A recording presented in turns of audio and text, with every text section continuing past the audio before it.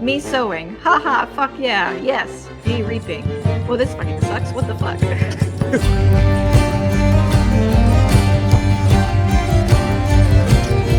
Hello, everyone, and welcome to A Pot of the Seven Kingdoms, a journey through the Dunk and Egg novellas by George R.R. Martin. I'm Baki Balboa. And I'm Bilak, and we are continuing our read-through of the Hedge Knight. We are starting on page 101, right in the middle of the page at the split. A deep expectant silence had fallen across Ashford Meadow. And we are going to page 108 at the page break, which now we can say what the line is. Yes. We couldn't say last episode because it was a spoiler. Aerion Brightflame spit out a mouthful of grass and dirt. I withdraw my accusation. Yeah. But the journey to get there over the course of just 7 pages of battle, it's amazing. It's awesome. Buckle up. This is so good. I just want to say at the outset, the tone of this section is so fascinating to me because on the one hand, it's serious, gritty, violent fight. And on the other hand, there are these moments that are so like, I feel like I'm watching a cartoon. You know, like the end where he spits grass out of his mouth. Yeah. And, you know, like there are these moments where I'm just like, where am I, George? I love it, but where am I? Yeah. Like, but there are moments of this fight where I think Dunk is also saying, where am I? Because there are these moments where he's just like inhabiting his body in a strange way. And he's like, or almost inhabiting his suit of armor, I guess, where it's like, he's like, I'm just in here. Yeah. And the way that some of these are written, I think as battle scenes go, you know, it's very easy for these sorts of battle scenes to focus on, you know, the sword play and the horsemanship and all of sort of the glorious aspects of medieval combat, right? When in reality, these fights are brutal, dirty, like rugged affairs. Fast. Yeah. And they are, I think what is captured so well in this is just the sheer sort of chaos of combat where he's in this helmet, he can't see shit, like, and you're charging at each other. All you can see is what's directly in front of you. And then, you know, you're from there, if the fight gets taken to the ground, you are simply reacting to what you can see through a, you know, 1 inch or probably thinner than that. I imagine. Yeah, much thinner than that. But yeah, this tiny slit, your whole world is reduced to, you know, this slit and being able to instinctively react. And it is, you know, mud covered and dirty and bloody and painful and ultimately, for one side, triumphant. I was going to say, can potentially be rewarding. Yeah. Depending on what happens. So, it all does start with this silence and then the charge. The charge. So the two sides line up. The 7 line up facing each other. And the one side, Aerion side, has the war lances that are like quite deadly. And Dunk's side has the tourney lances that are not as deadly but are longer. They have their whole strat worked out. And I love the moment when the horn sounds and they're supposed to go. And the text says, a horn sounded for a heartbeat. Dunk sat as still as a fly in amber, though all the horses were moving. So, like, he's just, like, frozen. He, like, hears the horn and he, like, I mean, he's never done this before. Right? Like, he's never, as far as we know, he's never jousted. Yeah, I think all he's said is that he's done the like practice jousting of like riding at quintains or whatever. This poor kid, he's what, 16 or 17? He's a high school sophomore, junior. Yeah. Came to this tourney to play at jousting. And his first time actually jousting against someone is in like a life or death situation. Right. And he freezes when the horn sounds. But luckily his horse knows what to do. Yeah. And thunder takes off. Yeah. And takeoff he does. Yeah. It is this complete again like a panic. And he has this moment, like Dunk has this moment where he's like, I forgot everything. Yeah. It's all gone. And like you said, you know, Thunder takes off. He's able to get his shit together, essentially because his horse knows what to do. And Yeah. that's when sort of Dunk's instincts kick in, or his training, what training he does have, where he is thinking about sort of how he's couching his lance and how he's spurring Thunder, and how he's positioning himself and wrapping himself, like to make sure he doesn't get just absolutely launched from the saddle or killed in the next 2 seconds, you know, before they collide. What's crazy about it is, as a recovering horse girl, Sure. you know, I rode horses for about 15 years. I started when I was 7, and I rode through like law school. So I rode for a very long time. The idea, I was never very good. I just rode for a long time. The idea of riding without holding onto reins terrifies me. And like, he's holding his shield and his lance, so all he can do is kick the horse and hope it just goes forward. And I mean, like, if you're a really good horseback rider, you really don't need to use the reins because you do control the horse with your legs. Yeah. I was never that person. So I'd like to, the concept for me of like not holding on is so scary. And then on top of that, you're charging towards another horse that's charging at you with a weapon. Like, this is a like genuinely terrifying concept. Yeah. And riding a horse is not easy. Riding a horse is not like you just sit on it, like, especially a horse breaking out into a gallop. I mean, like craziness to stay on a horse at a gallop, you know. It's not Red Dead Redemption. It's not like you just press X. Like, it's a whole thing. Yeah. So, like, kudos to him for that. But yeah, it's like a very scary situation. It's one of the things that Dunk thinks about too, is that in a tourney joust, there's the divider, which, you know, I think could maybe be seen as, oh, this is just like a way to organize the joust, when in reality it is to keep the joust safer, because it keeps the horses from charging directly at each other. Well, they've cleared the tourney fields. These are war like charges. And the horses are genuinely charging directly at each other, and there is no divide to collide. Yeah, exactly. That's the point, is to collide. Yeah. So this is highly, you know, almost until he said it or like talked about it, I was thinking, oh wait, that's way worse. Like, that is genuinely terrifying. And Dunk starts to like sort of have some hope, because he's like, ooh, Aerion's like angling his lance up. And Arlen always told me that if they angle their lance up, like, they sometimes can overcorrect and lower it too far, which he is obviously keeping an eye out for, because he doesn't want Aerion to pull what he pulled with Humphrey Harding and kill Thunder. But while he's thinking about all that, he's not necessarily thinking about the position of his own lance. Unfortunately. And he's trying to he tries to remind himself to look at the dragon, but unfortunately the dragon is on Aerion's shield, not on, which Baylor had talked about, basically like, don't hit the shield, like hit him in the chest, hit him in the head, like don't knock hit him the down. shield. Right.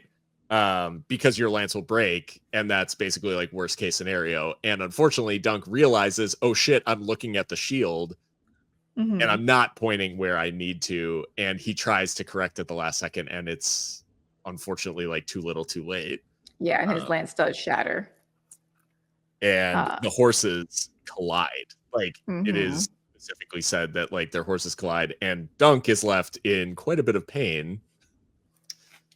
Yeah, because Aerion's lance goes through him. It says he could feel a sharp pain under his rib, and his left arm was being pulled down. Aerion had driven his lance through oak, wool, and steel, so through the shield, and then through his armor. 3 feet of splintered ash and sharp iron stuck from his side. Yeah. And then he reaches over and pulls it out. Yikes. Yikes. Yeah, so Dunk is not in good shape at the start of this. Nope. It's going pretty poorly. He almost He's gets tossed 2 different times from mhm, Thunder during this, and does keep his seat. mhm, And he looks around and is able to get a quick sort of survey of like what's going on. And mhm. Humphrey Harding is wounded. He sees like, and Yeah, so Humphrey Harding clung to the neck of his mount, so he's the guy with the broken leg. yep, So he's just trying to stay on his horse. yep. And then Humphrey Beesbury, unfortunately, is not looking so good. My boy. My He son. he got a lance, but yeah, he's laying motionless in a lake of bloodstained mud. So I think that Mhm, kind of speaks for itself, unfortunately. mhm, Um, Prince Baelor's lance was intact, and he knocks one of the Kingsguard from the saddle.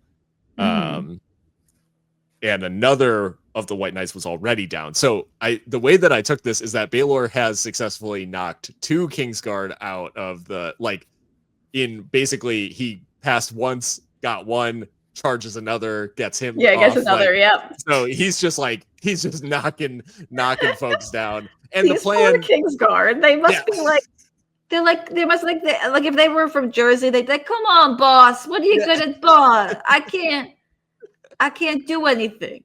Like they're He's like, what's going on? Well, can you imagine like you're charging at Baelor Breakspear as a member of the Kingsguard with a war lance, you're gonna miss. Like you're going Right. to miss on purpose, even if he is like one of the best jousters in the kingdom. Like you're still not Mhm. going to try to hit him and be the Kingsguard who killed the heir to the throne. Right. Oh my god, could you imagine? Yikes. You will gladly, I'm sure both Kingsguard were glad to take, like, if the worst of this is me getting like the wind knocked out of me as I get knocked off my horse, like I will take that Right. versus living with the shame of killing Baelor Breakspear. Right, exactly.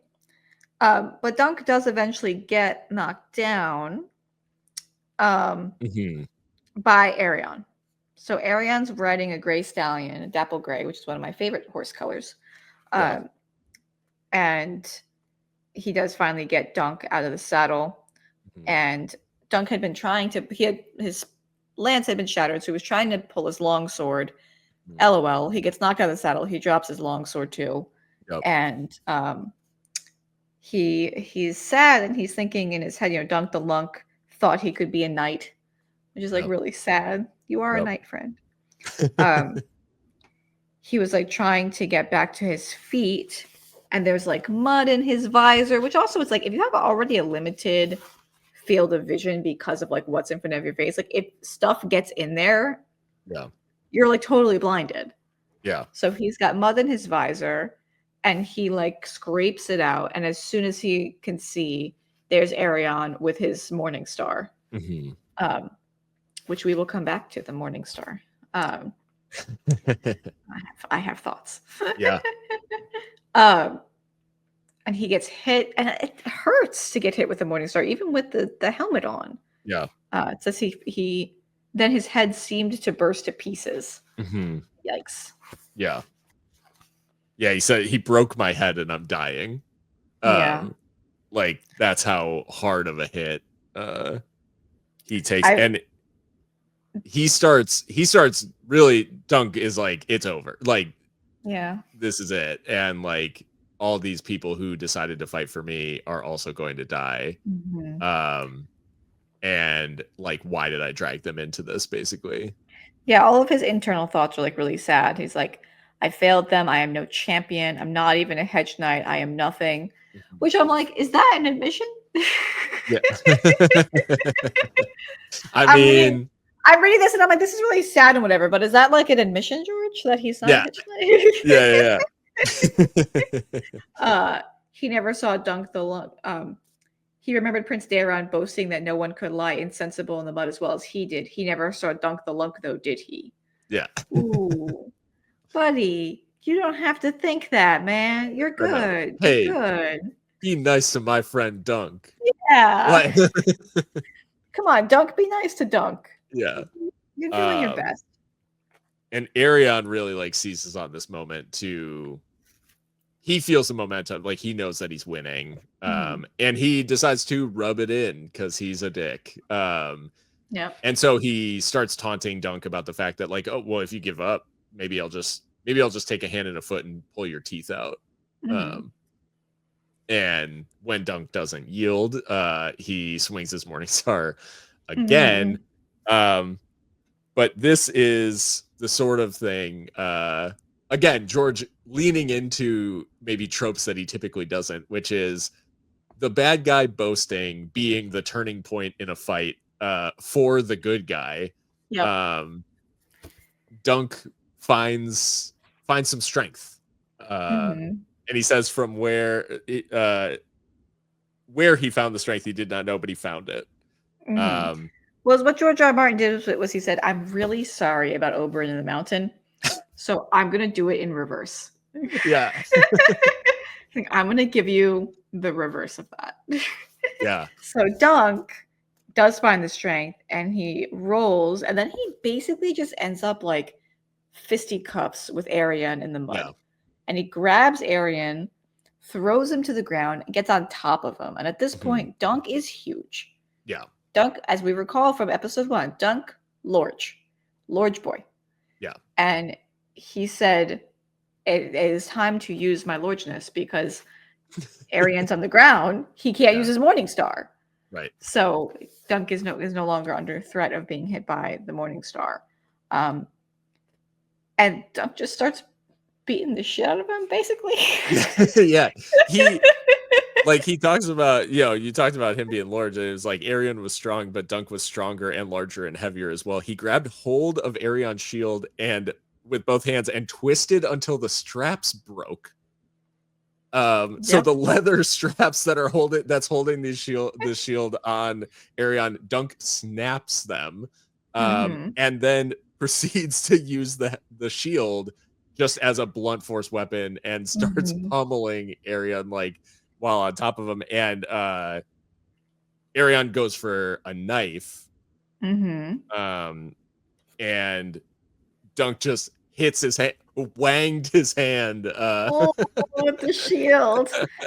It's really interesting. So he describes the shield was thicker than Dunk's had been, solid oak and banded with iron, because it's a highborn shield. Right. And it's that Dunk brought the shield down again and again on the princeling's helm, smashing the enamel flames of his crest. A flame broke off, then another. The prince ran out of flames long before Dunk ran out of blows. Yeah.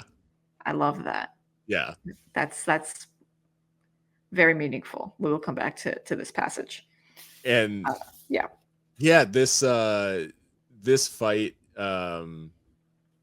we'll talk more about in terms of like it does become, like you said, it's fisticuffs, it's a knockdown drag out, sort of like a street fight essentially. And Dunk says like he could vanquish Sir Duncan the Tall, but not Dunk of Flea Bottom. And the great thing about this is, like, going back to our themes, is like Dunk not being a true knight in the strictest sense, or Dunk being low born up until this point, has been sort of a disadvantage in every situation that he's found himself in. And sometimes he finds his way through those situations despite his station and despite like these other things, because we've talked about him being kind and him being just and all of these sorts of things. In this case, being lowborn is the advantage that he has. So he the way it's described is so beautiful, I think, like with in shadowy winds and crooked wines maybe and crooked alleys, but behind the city's wine sinks, it's just like, this is the sort of fight that a highborn person is just not prepared for. Absolutely. And then I love that the next part, it says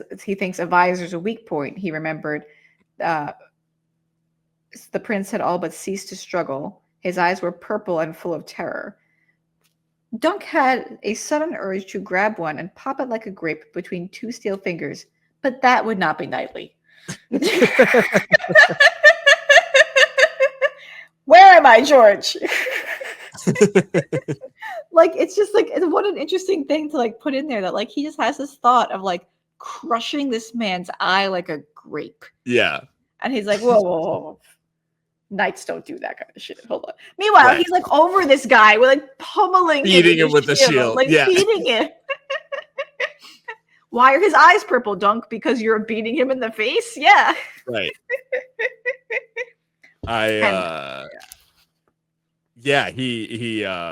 He demands that Aerion yield, and Aerion does yield. He whispers it. Yeah. He tries to get away with a dirty trick again. Yeah, he does. And Dunk is like, oh, okay. So he's like, all right. He's like looking around. He's like, all right, we done then? Like if he's done. So Dunk gets up, pulls Aerion to his feet, takes off his helmet. And I like this description. He tore off his helmet and flung it away. At once he was drowned in sights and sounds. So I am really hopeful. I'll talk about this. This is my hope for the show, is that the sound editing and the music is like, as soon as the helmet's on, I want that muffled kind of bit, and then when the helmet comes off, you get that wave of sound and like the return to like connecting with the crowd. Yeah. And then sort of describing what's going on elsewhere. But then what does Prince Aerion do? He makes a sudden dive for his Morning Star. Yep. After he already yielded. This little fuck. Yeah. Like he doesn't know when to stop being a piece of shit. Like also everyone saw Dunk stop beating you and get up and help you up. Right. Like everyone knows what that means. Yeah. Like so everyone would know if you turned around and hit him again that it was like dishonorable and all of this. Like you're not winning anything by doing this. But he's hashtag bad guy, so he can't help it. Yeah. And Dunk just kicks him over. And I love this part where he straight up just grabs him by the leg and drags him across the tourney field. Face down. Yeah. Dunk and then it was by the time he reached the viewing stand where Lord Ashford sat, the bright prince was brown as a privy. Dunk hauled him onto his feet and rattled him, shaking some of the mud onto Lord Ashford and the fair maid. Tell him. And that it's with that Aerion withdraws his accusation. But that's when we get our cartoonish Aerion Brightflame spit out a mouthful of grass and dirt. And it is a very like Bugs Bunny sort of thing. But just that moment of Dunk sort of recognizing, and maybe this is another of, as we can kind of go into this the fight with Dunk and Aerion is where most of the sort of symbolism, the themes, and the analysis is going to take place. And I think in terms of analyzing this fight, the idea of sort of Aerion's highborn status versus Dunk and his lowborn status is really just plastered all over this fight. And the way that it ends, or Aerion trying to pull a dirty trick, it's maybe another example of Dunk of Flea Bottom knowing that a dirty trick is always possible, right? At that moment, where Absolutely. I think I've won the fight, but I better make sure. And me hearing him say he yielded doesn't really mean shit. Right. He has to say it to the Lord that's overseeing this. Yeah. Absolutely. But basically, from start to finish, this fight is highborn Aerion versus lowborn Dunk. Yes. And I think the biggest bit of that comes with, we could sort of start this way, is talking about Dunk using Aerion's own shield to beat the shit out of him. Because the text very specifically notes that Aerion's shield is of higher quality. It's thicker. It's Yeah. heavier. Therefore, it's a better bludgeoning weapon. Yeah. And the fact, like the broad concept of like a person of a lower class using an item of war against that belongs to the person of the upper class against the person of the upper class is like so subversive of power. Yeah. It's like stop hitting yourself, you know? Right. It's like very, I think, very symbolic of kind of all the things we've been talking about in terms of classism and how and when the small folk in this universe can fight back and when they can have some level of agency to reclaim, like in this case, like literal power, like the literal power of Dunk saying, you are not going to use the faulty due process of Westeros to wrongfully convict me of something I didn't do when you are the one who was starting with the violence. And something we talk about on my other podcast, House of Fire and Blood, a lot is the difference between the different kinds of violence. And there is a kind of violence that is liberatory. And this comes up a lot with people debating the end of Avatar: The Last Airbender. I assume you've watched Avatar: The Last Airbender? Yeah. Okay, so spoilers for Avatar: The Last Airbender if you haven't seen it. Yeah. There's a big debate about whether Aang should have killed Ozai at the end. Now, I'm like, it's a kid's show. I understand why they couldn't do it. Like, it was on Nickelodeon. But, like, should he have? And there's a big debate about, like, Aang's character and pacifism, and was that a flaw of his character? Was it something that led to bad things later on, as seen in the Korra universe, etc.? And, like, is it teaching the lesson that violence is bad? And is the lesson that violence is bad too simple? Because there are times when there is violence that is liberatory. And I think this is an example here with Dunk, where so the argument with Aang and Ozai is that like killing an evil dictator is not a bad use of violence. That's the argument. You take it for what you will. It's an interesting debate. Dunk, I think we could all agree that Dunk beating up Aerion is a good thing. That Aerion is the one who started it. He incited it. He used violence to incite all of this. He did unjust things and attacked people that were weak. And in this system, violence is unfortunately the answer when it comes to this kind of thing. So Dunk participating in what I would describe as liberatory violence against the prince who was trying to use violence to oppress. And in that process, using the prince's own shield.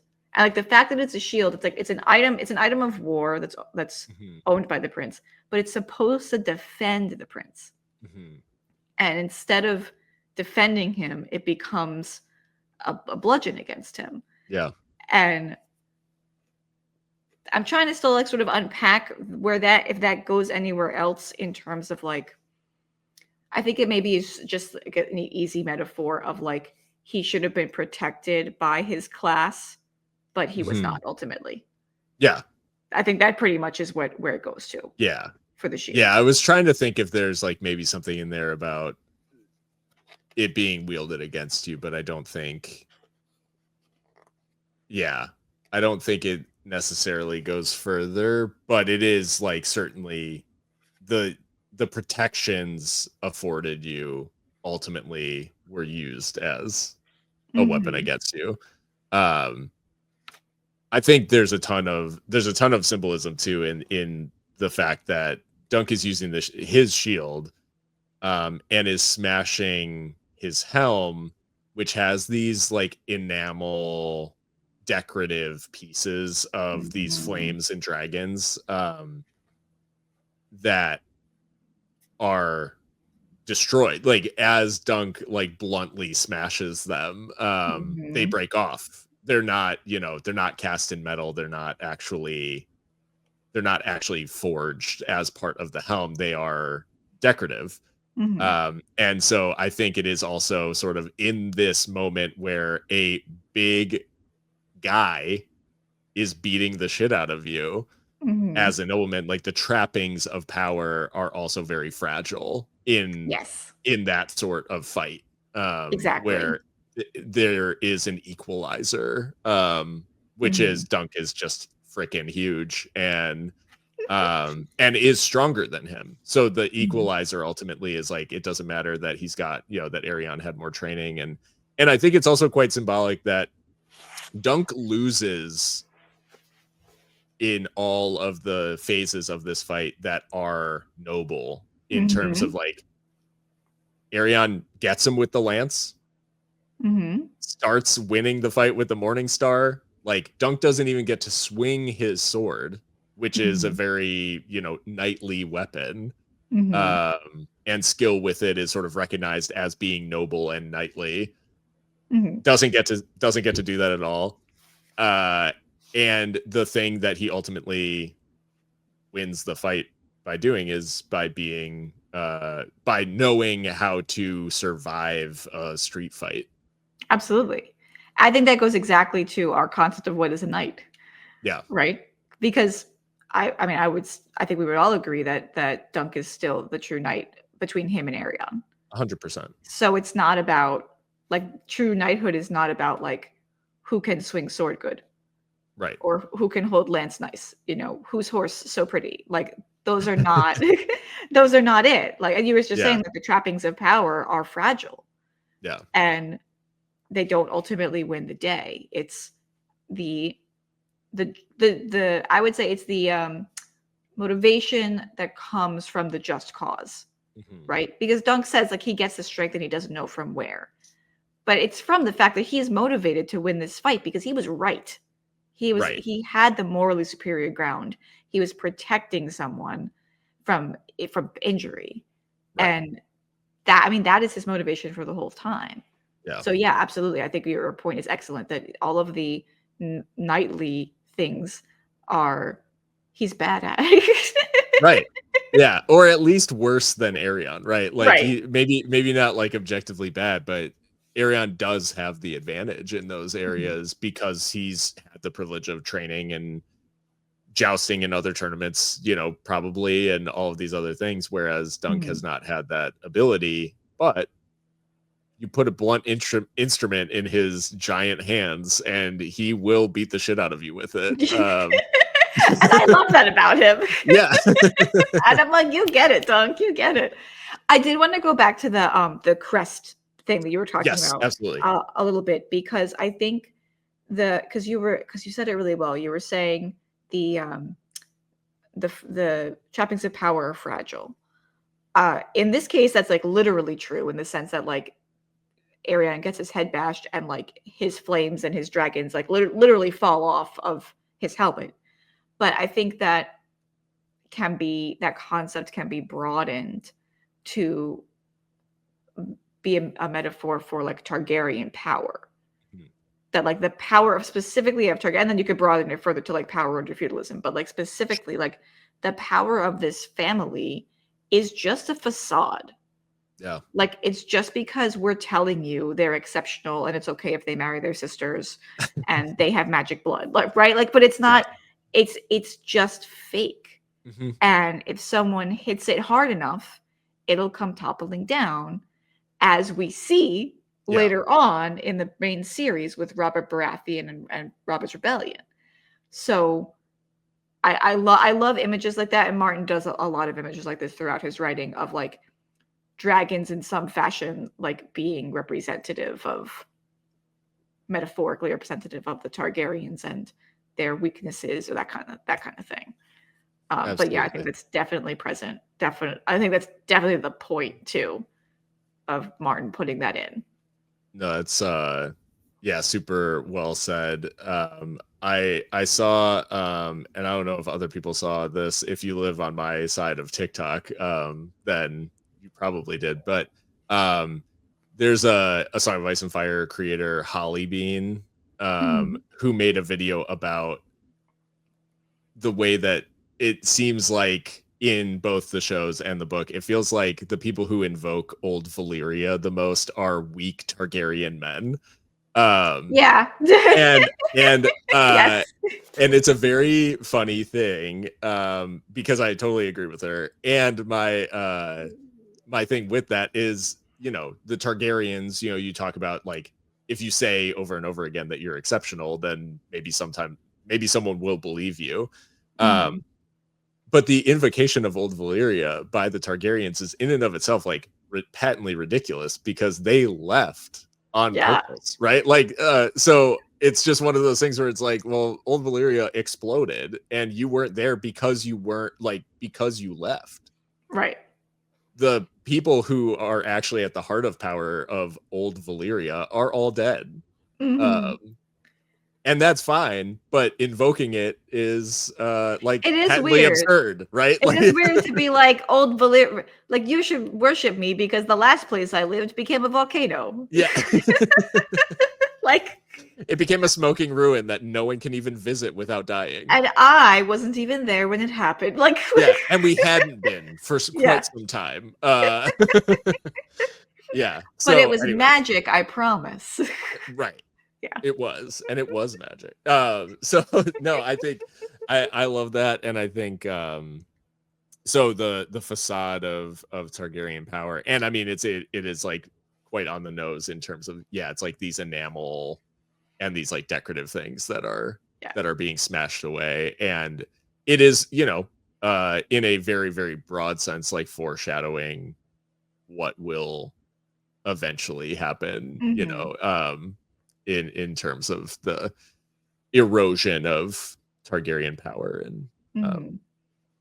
and their actual fading as a house, which I guess brings me to a meme that I do want to include in this, and I Yes. will just include this on screen. But Aerion, and I guess by extension the Targaryens, in the big picture, we talked last episode about Dunk sowing kindness and sowing good and reaping kindness and good back. Mhm. Um, this is a little bit more the vibe of the sowing and reaping that Aerion Brightflame has done in this Yeah. story, and getting dragged across the tournament field. I think he's definitely in the me reaping. Well, this fucking sucks. What the fuck?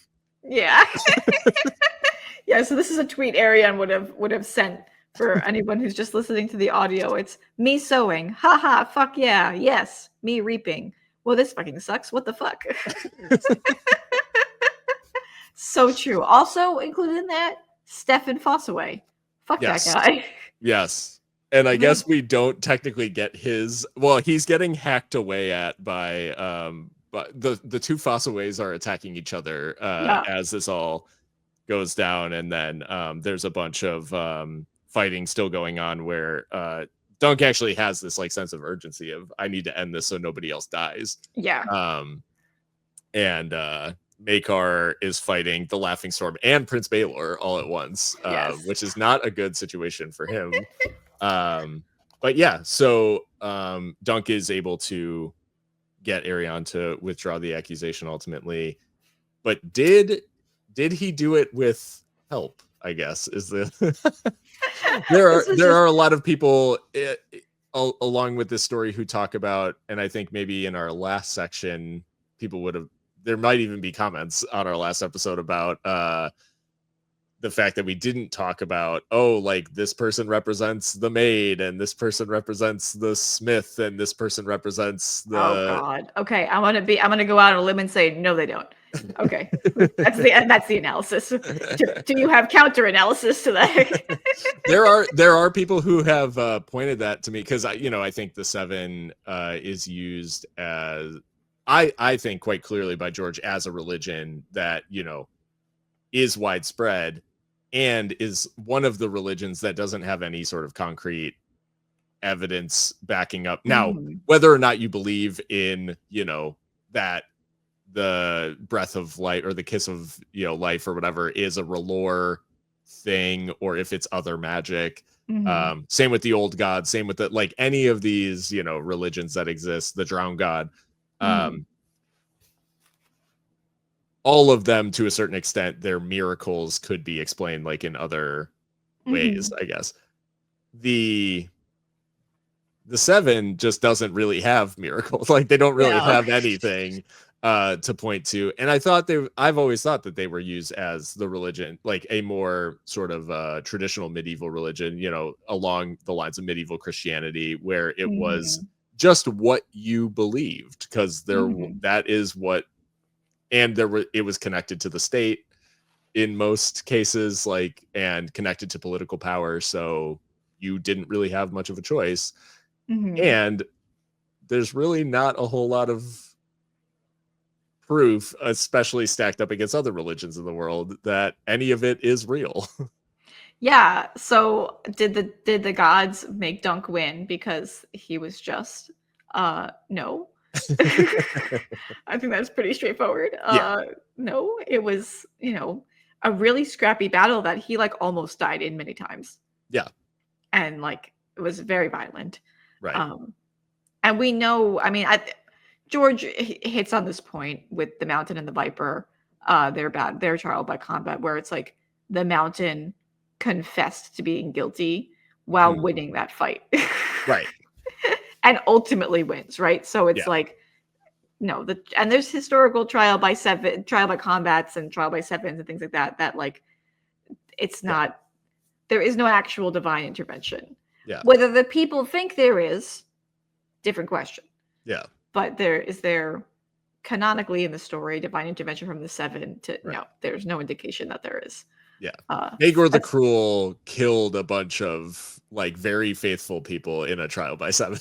Right. Yeah. That's so I didn't know people actually like sat down and tried to like make that. How could any of the men listed represent the maiden, the mother, or the crone? It's the small folk who go up to him like before. That's okay. where they're like those are representative of the seven, and I'm like, okay, fine. And even so, that would be like, to me, that doesn't scream like divine intervention. That screams like there's only so many kinds of people. And they're gonna fit into one of those 7 categories. Right. Where it's like Steely Pate, yes, he is a blacksmith. Yeah, he is. So there it is. Yeah. It's one of those things where it's like I get why people make that representation. And George probably is like nodding to the seven or whatever, like in doing it the way that he is. Yeah. And it's not, I don't think it's to suggest that the seven are present and influencing this fight. It's also the kind of thing where it's like, if it's kind of cute to think about like, oh, like the people that helped Dunk to his success, like represent the seven. Like, okay, Aerion certainly also has a smith on his side and a maiden and like all of those things are also present over there. So it's not like it's unique. Like, it's not like Dunk went in with armor and no one else had armor because he had the smith, you know, like that. I don't know. I find that kind of analysis sort of boring. But I mean, you know, if you get something out of it, you get something out of it. I'm not the be all end all of the Song of Ice and Fire analysis. Right. But I think it is fair to say that the point of Dunk's fight is that it is Dunk who wins it, right? And Dunk of Flea Bottom, like that is the whole point of the significance of this win, outside of the fact that Dunk winning is obviously good because he is in the right and he deserved to win because he was not guilty of anything, like of doing anything morally wrong. But the significance of the fight is also like lessened, I would say, if it's like, oh, well, it was the gods like who did that. Yeah, no, it's like no, like Dunk threw him, you know, off of him and then hammered him into submission with his shield. Exactly. That's what happened. And was the gods able did to not do it. And was able to be in this position because, as we've talked about, of the kindness begets kindness, right? Like he's reaping what he's sown in a positive way. Right. I did have a question about the Morning Star. Sure. I don't know what to make of this, and I'm wondering if you have anything to make of this. So there are a few references in this section to shooting stars. So on the very first part of the section on page 101, the text says, Dunk looks down at his shield and he says, the sight of his elm tree and shooting star gave him heart. So that's reminding us what's on his shield. Yeah. Then we know Aerion's using a morning star because it's described as such. Then there's a description of Aerion using the Morning Star in 106. The spiked ball whirled round and round the sky and fell towards his head as fast as a shooting star. Yeah. And then eventually he, Dunk gets him on the ground and he says, let him swing his bloody Morning Star now. Mm-hmm. That's gotta be something. There's something there. Yeah. And I don't quite know what. I didn't know if you had any ideas. I do think that he's trying to evoke the shooting star as a reminder. I was trying to remember too, because he mentions when his shield gets smashed. I feel like he says something about his. Okay, so it had Lance had driven through oak, wool, and steel. His beautiful shield was useless now. He tossed aside elm tree, shooting star, broken lance, and all, and drew his sword. So yeah, it is interesting. I think like the shooting star or morning star or any of that stuff is often I think people have pointed to like light bringer or dawn sort of like imagery when it comes to that stuff. Okay. But it becomes like pretty tired, I would say. Yeah, I think in this case it's almost maybe it's just Dunk like being faced with the he's like, why did I put this fucking star on my shield? Like, god damn it. Because he hates his design choice now. Yeah. Because if we track it through the story, so Dunk sees the shooting stars the first night he stays, the day before the 2 days before the tourney. He sees the shooting stars because he does not, in fact, have a pavilion to sleep in. Right. And he's trying to make the fucking best of it. He is just like trying to be the eternal optimist. And he sees the shooting stars and he's like, that's lucky. It's lucky for me to see a shooting star. Yeah. Then he puts it on his shield because he's like, the shooting star over the trees, like, this is like, that's my luck. But then when he like tells Tanzel to paint that and when he gets the shield, his luck kind of turns. So he then interprets it as a falling star as opposed to a shooting star. But then now when he looks at his shield, it gives him heart to see his own sigil. I'm like trying to track it, his like emotions about the shooting star. And like the fact that the morning star is specifically described as coming at him like a shooting star, but he doesn't get hit by it. Like he doesn't actually get like killed by the shooting star. It's something he dodges and eventually,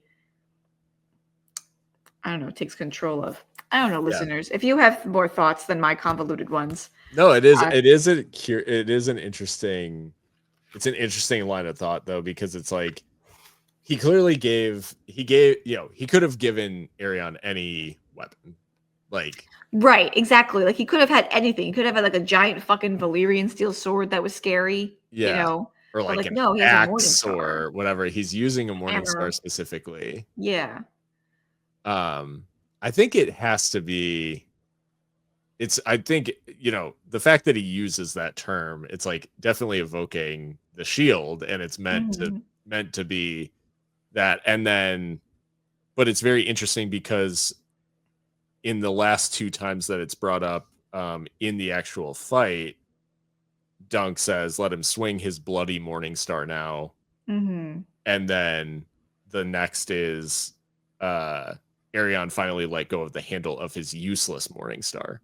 And so it swings at him as a falling star or whatever, and then it gradually is like not relevant.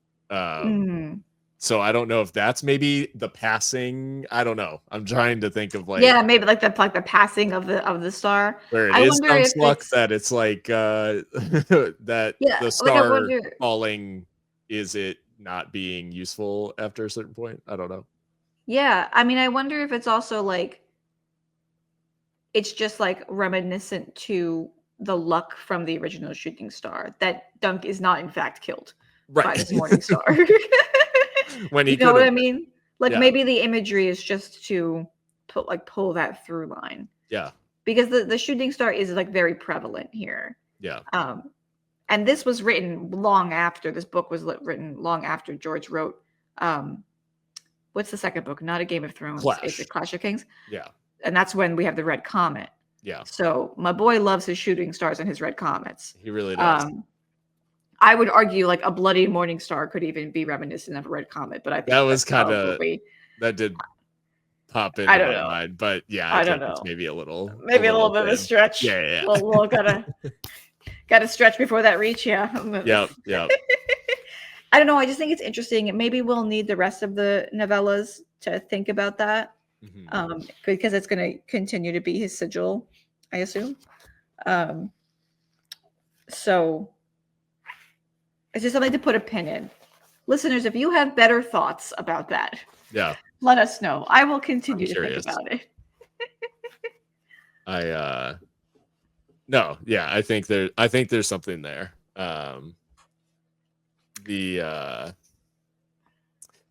last thing, well, I mean, we've talked a lot about like what it means to be a knight and the true meaning of knighthood, and even in the midst of the chaos, the second that Dunk gets a moment to think, he still is thinking about knightly things. I just love that he won't pop his eyes because he's just like, no, knights don't do. Because I'm like, Dunk, do you think knights bludgeon each other with shields? Like, right. He draws the line at popping eyes. Right. It's just great. Fantastic. No, that is very interesting. Yeah, I think we covered that pretty well. And we did also talk about we talked somewhat about the like wealth and power leading to demise. We were talking about the enamel of the helmet. I do think that ties to an overall theme in the story, which is that the Targaryen house is like a microcosm of the problems with feudalism. Sure. And the fall of the Targaryen house over time, being partially because feudalism is like not sustainable as a society, as like a social way to keep everything, as a government type. There we go. Yeah. So, the fact that someone like Dunk can come up and challenge a prince and win is a sign of that. It's a sign of the fact that like feudalism is not as strong as you might think. Like the Targaryens are not as strong as you might think, and consequently feudalism is not as strong as you might think. No, for sure. And that there is a power that if people realize, that they outnumber the ruling class and all of those things, then there is a power in that, and that there are advantages and ways to get the nobility out of what they are good at, and drag them into something more. Ooh, I like that. Fitting for or more suited to, a fight that they're not prepared for. Yeah, like why should Dunk meet Aerion on Aerion's field? Right. Why is Aerion's field the field of battle that they all agreed to? Why not Dunk's? Yeah, absolutely. Oh, I like that. That's a really good point. That it's like there's an additional layer to like the whole classism bit, which is that like the systems are designed by the people that are of higher class and therefore rigged in their favor. Right. And Dunk pulls Aerion out of that. And Dunk says, "Fuck this lance, fuck this morning star. We're going in the mud." Yep. So I think that's really good. I hadn't thought about that. So no, I think it is interesting, for one fight scene to be packed with as much symbolism as this is, but it is it is George R. R. Martin after all. Yeah. You talked about what you want for the show with the sound design. I mean, that to me, like that, I can hear it like now as I'm thinking about it with like the helmet on and him just getting that shot of him removing his helmet and tossing it aside to the sound rushing in over him. Like it's the kind of cheers specifically, because the crowd will be going bananas. Like that's I will be going bananas. Yeah, I will be standing in my living room and clapping. Yes. It's kind of reminds me of in The Bad Show. They did have good sound editing in The Bad Show for the first few seasons. When Ned Stark is beheaded. I forgot this, but I had watched the episode again, and it's silent. It goes quiet. Yeah. For his beheading, which I thought was really impactful. That like that sound does that. It goes and it muffles down. Yeah. And it's I find that kind of thing very, very, very impactful. And sure. That's definitely what I want them to do. For sure. What about you? What do you want to see besides all of it? Yeah, I think like it does need to be. I mean, I know we've said this a lot, but there's just a lot of this book that needs to just occur, like as it's written. But I think the key for this fight is that it needs to feel as chaotic as it feels to read, and particularly for Dunk, it needs to feel bleak before the sort of turning point. Like it does need to feel like, oh, I'm gonna die. Like this is not going well. Like he is like completely up against the ropes, and I think having that too, and I think they'll probably do it with just the nature of this scene. Like it all happens in sort of like dilated time, because Dunk is having all of these thoughts in like split seconds, right? Like, but he's having these sort of like complex realizations. So I do think they'll probably slow stuff down, like as Aerion like goes to swing the Morning Star and stuff like that, and then maybe speed it back up as Dunk like flips him onto his back and just starts like beating the shit out of him. I think it would be so interesting. Could you imagine if they do that and it's like Aerion's beating him up with the Morning Star, Dunk's on his back, it kind of like slows down, and like Dunk has like memories, like flashbacks to like Sir Arlen, or or like whatever is significant from the show at that point, like the people that have helped him, like whatever. Like you could do like a relatively short, like few clips that like get him up, basically. Yeah, he remembers that. He remembers that dream that he had about the ice zombies. And it's like, I can't die. Sorry. Anyways, he has a vision while he's being hit, and it says, "Yours is the song of ice and fire." Yeah, exactly. No, yours is the song of Dunk and Egg. You must survive. The song of Dunk and Egg. But yeah, I think like it feeling chaotic and as I don't know if you've ever seen the movie The King. So it's Timothy Chalamet, and it takes place like during one of the English Civil Wars, where I don't remember the exact. I'm terrible with British monarchy. I can barely remember the Targaryen monarchy, so I have to. But basically, it's like one of these civil wars. There's like and one of the fights is this duel, and it's actually Tom Carney, I think, plays this guy Harry Hotspur, who's who fights Timothy Chalamet in this like duel where they're basically like, let's spare the armies, like let's fight each other, and it's this medieval duel between two noblemen. But it starts as a sword fight.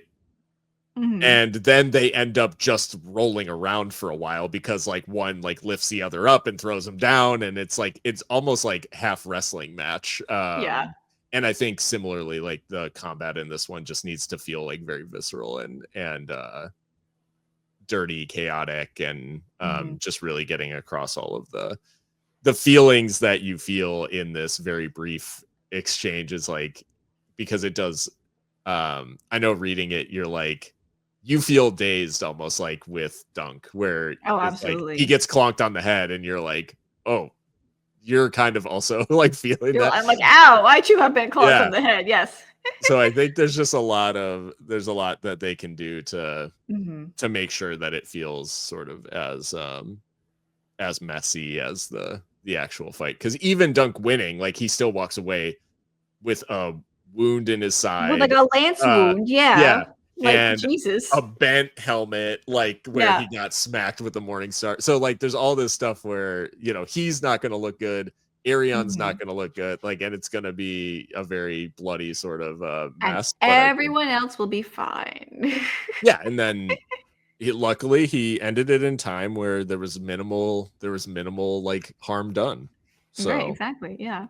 I do think for the show, they also will benefit from a combination of Dunkin' Egg has only been greenlit for one season. So as far as the viewer knows, it's a one season show. sure, And Game of Thrones, broadly, is like known for killing main characters. yeah. So I think for viewers who are not familiar with the text and are not really familiar with who Dunk is, um, may very well be watching that fight thinking like he could very Oh, legitimately he's die here. gonna die. Yeah, Yeah. like he could very much die Like, here. oh, classic Game of Thrones. Like, they're gonna Yeah. kill the main guy. The guy I thought was the main guy is gonna Yeah, die the in guy the who was first great season. and awesome and I thought was the main guy is gonna die. Of course he's and then he won't, and then everyone will go, Right. We "What?" have re-subverted your expectations. Oh my god, there's gonna be a million videos of like the bar watching the last episode of Dunkin' Egg Oh God. with the red wedding all over again. I Are you surprised? right. No, I look forward to that. I would get the pay-per-view of the, Dunk versus Aerion trial by 7, or Yeah. trial of the 7, whatever. um and yeah, I think just this section, for being as short as it is, like packed to the brim with stuff, as is evidenced by our runtime. Another hour long podcast. I would like to say that when we started this podcast, we were like, oh, each episode will be what, 30, 40 minutes? It'll be fine. Nah. I think every episode has been like an hour. It's like an hour, and it has been funny because we're starting, to find our people in the sense that there was one where we did go a little shorter, and then we went back to an hour, and one of the commenters was like, I like the longer episodes, and I was like, Oh, good. that is very sweet, because I can't, like, We can't stop it. right, it just is what it is. We will talk for 1 hour about each section of this book. I'll tell you this. I've been on a lot of podcasts, and somehow every podcast I'm on ends up going over long. And I think the problem is not me. It's everyone else. I just talk to people who talk a lot, and Yep. that's me as a common denominator makes no difference. Yeah, no, that's a false equivalency, actually. Exactly. Yeah. So that's what that is. Yeah. um, So we have one more section we do left. So next time we are reading to the end of the Hedge Knight. Wow, And we made it.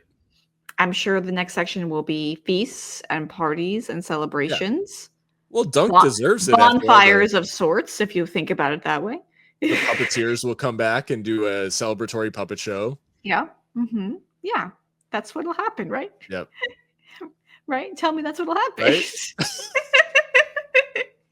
So yeah, we'll read to the end next time, and then we'll sort of explore what we'll talk next time probably about what we'll do in between books, because we won't be diving straight into the Sworn Sword. Yes, we want to do some in-between episodes. So if you guys have ideas for topics you'd want us to discuss, we have some friends that might come on, friends of the pod, and thinking about larger picture concepts that deal with this book and maybe like the rest of A Song by Sapphire, but not like the rest of the Dunkin' Egg novellas quite yet, ideally.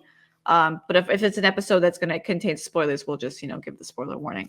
But yeah, if you guys have ideas for things we can discuss, there's a lot going on. I know we have a few people we want to bring on as well. Yeah. So awesome. Cool stuff. Where can people find you on the internet? You can find me on TikTok at Block, on Blue Sky at Block. Currently on TikTok for anyone who's interested, because this episode will air at the same time The Last of Us is back for season 2. I am doing reviews of that show. I have strong feelings about the game and the show.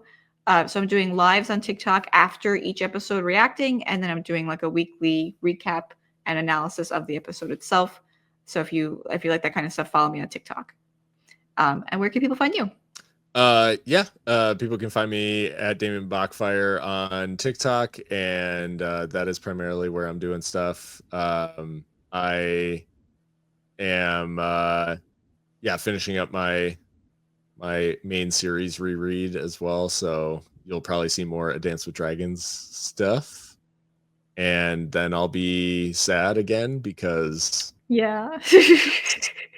it's the end for now. So anyways, yeah. So find me over there. You can find me on Blue Sky too at the same handle. And yeah, I guess we will be wrapping up the Hedge Knight next time we see everybody. Yeah. So hope everybody has a great week, and until then, sayonara. Bye, everyone. I don't know why I said that. It works. It means goodbye.